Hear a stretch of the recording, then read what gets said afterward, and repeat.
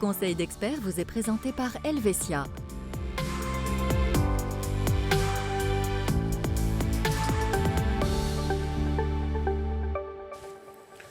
Bonsoir à tous. À quoi faut-il prêter attention lorsque l'on change de véhicule et qu'en est-il des voitures en leasing? Vous l'aurez compris, on va parler assurance auto ce soir avec notre expert Bernard Mottier. Bonsoir Bernard. Bonsoir.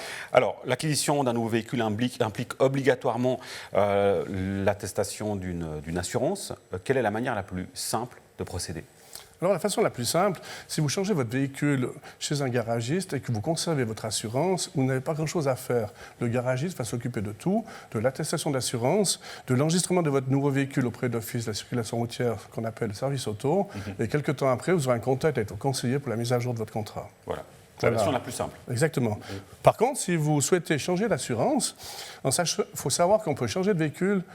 Si vous changez de véhicule, par contre, vous pouvez changer d'assurance. Alors là, il faut choisir une nouvelle compagnie d'assurance. Je peux que vous conseiller, c'est de faire des appels d'offres à l'avance afin de comparer les primes et les prestations. Puis une fois que vous avez fait votre choix, vous aurez la nouvelle attestation d'assurance pour immatriculer votre véhicule. Voilà. Mais alors, à quel moment et concrètement, comment je procède pour changer justement d'assurance? Alors, il y a plusieurs possibilités. Lorsque le contrat d'assurance arrive à expiration, la réalisation doit parvenir à la compagnie d'assurance au plus tard, plutôt 3 mois avant la date d'expiration. Le fameux la réalisation normale, ouais, voilà. tout à fait. Lors d'un changement de véhicule, on en parlait. Si la compagnie d'assurance modifie ses conditions contractuelles, par exemple si elle augmente les primes, si elle change les franchises ou les prestations.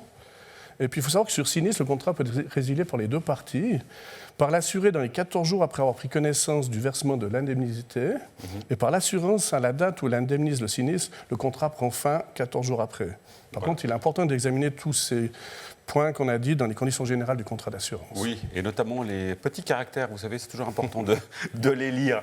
Dans le cadre, Bernard, d'une voiture neuve que l'on va acheter, forcément, on conclut généralement une casco complète, mais ce n'est pas forcément obligatoire. Est-ce que je peux moi-même porter ce risque ? Alors, s'il s'agit d'une voiture récente, une casco complète avec la valeur vénale majorée est à recommander. Il faut savoir que la valeur vénale majorée est une majoration de votre indemnisation. Si, par exemple, votre voiture subit un sinistre total lors d'une collision par l'arrière, l'assurance responsabilité civile de l'auteur de l'accident remboursera votre véhicule qu'à la valeur actuelle. Et si vous avez une casco complète avec la valeur vénale majorée, celle-ci va prendre la différence entre la valeur actuelle et la valeur vénale majorée. Par contre, si vous avez une casco partielle, les dommages à votre propre véhicule dont vous êtes vous-même responsable ne seront pas assurés.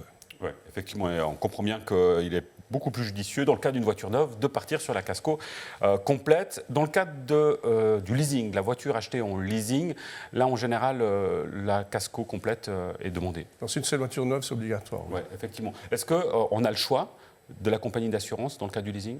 Alors oui, vous avez le libre choix de la compagnie d'assurance, pratiquement dans tous les cas. Oui, ça effectivement, c'est assez clair. Dans quelle mesure est-ce que le leasing, parce que ça paraît assez alléchant quand on voit les offres, dans quelle mesure ça comporte des risques, ce leasing? Alors, outre les loyers proprement dit, il faudra tenir compte des frais. Il y a des frais de reprise, des frais d'obligation de réparation. Il faut généralement verser une caution. Pour être en mesure de vous faire une idée précise des frais du leasing, vous devez absolument savoir la valeur résiduelle de votre voiture à la fin du contrat. Donc, ces conditions de valeur résiduelle doivent figurer dans votre contrat d'assurance proprement dit. Oui, ça, généralement, c'est posé, on le sait à l'avance. A priori, il n'y a pas de surprise. Normalement, il n'y a pas de surprise. Normalement, il n'y a pas de surprise. De manière générale, Bernard, pour terminer, à quoi il faut prêter attention encore sur cette question de l'assurance auto? Alors, il y a aussi plusieurs paramètres. Là. Il faut comparer peut-être les bonus-malus, c'est la protection du bonus en tant que complément. Il y a l'assurance complémentaire pour les passagers, les dommages au stationnement, la valeur vénale majorée, on en a parlé, le bris de glace, les pneus. Là, un entretien avec votre conseiller permettra de clarifier tous ces paramètres. Oui. Et surtout, il ne faudrait pas oublier de vérifier l'assurance protection juridique circulation ainsi que l'assurance assistance. Voilà. Donc en fait, il y a vraiment un panel très large en termes de couverture. Si on résume, ce qui est obligatoire, en fait, c'est évidemment l'assurance auto de base. C'est la RC. C'est la RC. Et par contre, dans le cadre du leasing, c'est la casco.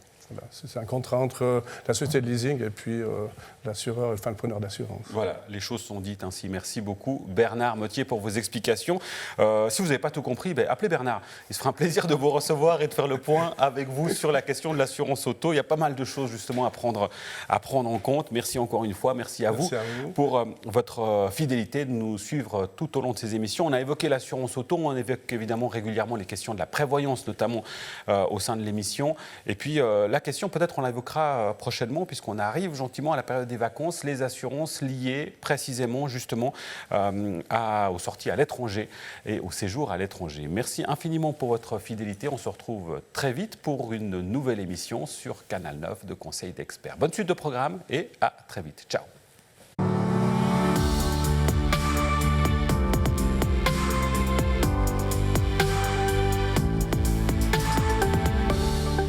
Simple, clair, Helvetia.